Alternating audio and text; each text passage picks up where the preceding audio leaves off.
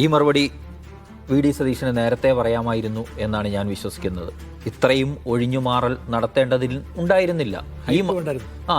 ഈ മറുപടി പറയാനാണെങ്കിൽ സുന്ദരമായി പറയാമായിരുന്ന ഒരു മറുപടി മാത്രമാണ്, അന്ന് തന്നെ പറയാമായിരുന്ന മറുപടി മാത്രമാണ് ഇന്നും വി.ഡി. സതീശൻ്റെ ഭാഗത്തുനിന്നുണ്ടായത്. എന്താണ് ഇന്ന് വി.ഡി. സതീശൻ പറഞ്ഞതിൻ്റെ ചുരുക്കം? അത് കോടതിയുടെ നിർദ്ദേശപ്രകാരം നടക്കുന്ന ഒരു അന്വേഷണമാണ്.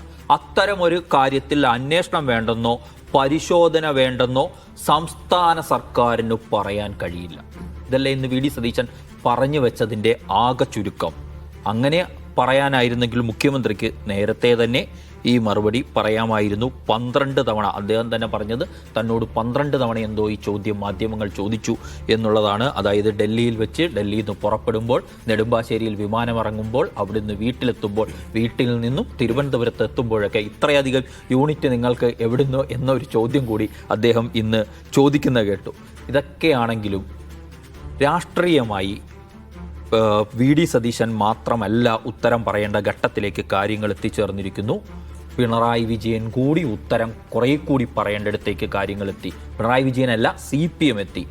ഇന്നലെ കഴിഞ്ഞ ദിവസം ഈ റെയ്ഡ് നടക്കുമ്പോൾ ഇത്രയധികം പ്രതിഷേധം നടത്തിയത് ടി വീണയ്ക്ക് എതിരെ ഉള്ള അന്വേഷണത്തിൻ്റെ മാത്രം ഭാഗമായിരുന്നു എന്നല്ലേ ഇന്ന് പിണറായി പറഞ്ഞു വെച്ചതിൻ്റെ അർത്ഥം? അവിടെ ചില പ്രശ്നങ്ങൾ ഉണ്ട് എന്നാണ് ഞാൻ ധരിക്കുന്നത്.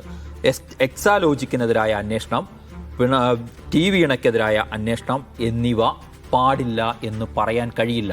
അത് രാഷ്ട്രീയമായുള്ള പ്രതികാര നടപടി ആണ് എന്ന തരത്തിൽ അവതരിപ്പിക്കാനാണ് ദിവസം പിണറായി വിജയൻ തന്നെ ശ്രമിച്ചത്. എന്താണ് പിണറായി വിജയൻ പുറത്തു വന്നിട്ട് തന്നെക്കുറിച്ച് പരിശോധന നടത്താത്ത, ചോദ്യം ചെയ്യാത്ത ഒക്കെ പറഞ്ഞ രാഹുൽ ഗാന്ധി അടക്കമുള്ളവർക്ക് സന്തോഷമായില്ലേ എന്ന ചോദ്യമായിരുന്നു പിണറായി.